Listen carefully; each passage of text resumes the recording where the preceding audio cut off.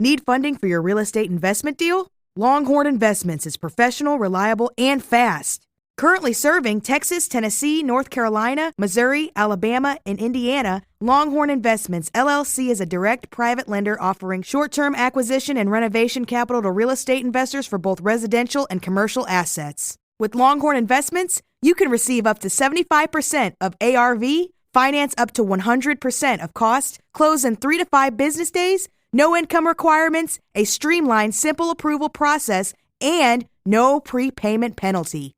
Formed in 2008, Longhorn Investments has funded over 4,000 loans since its inception and includes complementary businesses, including a title company and real estate law practice. Longhorn's wealth of experience puts them in the unique position of being able to help investors throughout all aspects of each transaction. To get started today and see why Longhorn Investments is the superior lending experience, call and speak to Lawrence Hopkins at 314-749-7616. That's 314-749-7616. Or visit Longhorn Investments at longhorninvestments.com. Longhorn Investments. Hard money lending simplified. Universe. Media. Network. Network. Network. Network. Network. Good day.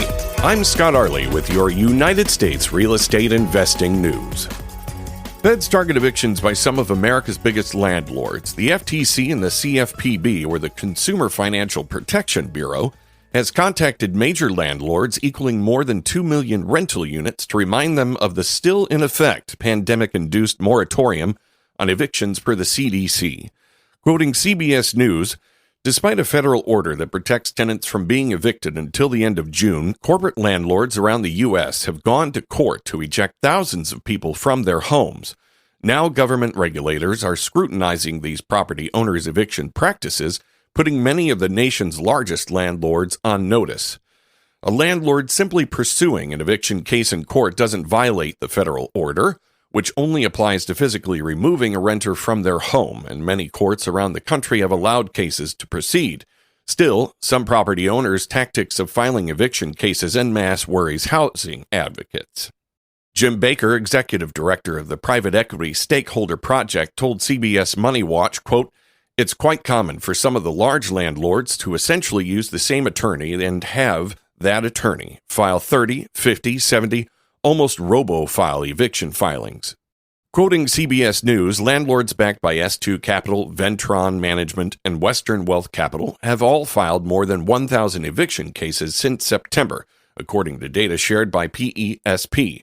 Invitation Homes, which is the nation's largest single-family home landlord with 80,000 properties, has filed roughly 795 eviction cases since September. Seamus Roller, executive director of the National Housing Law Project, stated, quote, "Many people have gotten evicted just because they didn't understand. They needed to sign a form and hand it to their landlords. In many cases, these large landlords are a machine. They have a simple process. If you don't pay the rent, we evict you. Sometimes people get caught up in that," he added. Without many renters fully knowing their rights and the proper procedures according to the current CDC eviction moratorium, evictions may persist. With the tightening of the CFPB's rule, which took effect May 3rd, requiring third-party debt collectors acting on behalf of property owners to inform tenants of the CDC's restrictions on evictions, the rule may help prevent some evictions by making renters aware of their rights in conjunction with more aggressive enforcing of the rule by federal regulators. Is the Los Angeles real estate investing market looking up? Here are the forecasts and related information quoting the Motley Fool. Rental vacancies are up 2.5% in Los Angeles on a year-over-year basis. As a result, rental rates are also down, though notably, they're only down 0.4%. However, investors will be heartened to know that this is likely to be a short-term issue. Vacancies are up as a result of an increase in the accessibility of remote work, but as LA seems to be preparing to reopen in the very near future, it is likely that people will return to the office and vacancies will soon start to decrease. Inventory is better than average, although the LA metro area is currently reporting that it only has 2.2 months' worth of housing inventory. It's worth noting that number is higher than the national average of 1.6 months. An increase in the number of both single-family housing permits and multifamily housing permits should also help ease the inventory shortage in the not-too-distant future. LA's housing supply indicators show that the city is attempting to make a recovery despite not having yet returned to pre-pandemic levels. On the other hand, total housing supply is one metric where LA seems to be doing better than the rest of the country. Nationwide, the country is grappling, having only 1.6 months of inventory on average. For its part, Los Angeles reported having 2.2 months of inventory in January 2021, which is an increase of 0.72% on a year-over-year basis. Unfortunately, rental vacancies are on the rise in Los Angeles. Again, this is likely due to many renters leaving the city once they had the opportunity to work remotely. However, if we had to guess, we would say that the vacancies are likely to be a short-term issue. There's no denying the fact that Los Angeles has been hit hard by the pandemic. However, the real estate market shows signs of resilience. Many of the indices we measured have begun to make a recovery since COVID-19 infection rates hit their peak last spring. In addition, as vaccinations continue and the city begins to reopen on a wider scale, we should start to see increasing signs that the City of Angels is ready to come back." End quote.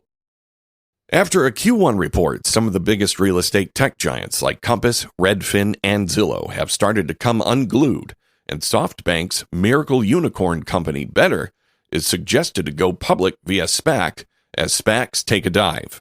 Quoting Wolf Street, shares of SoftBank-backed Compass, a real estate broker that calls itself a tech company reinventing the space, meaning the real estate broker space, dropped 5.5% today, and closed at $13.66, having fallen 38% in 30-day trading from its intraday high on April 1st, the day it started trading.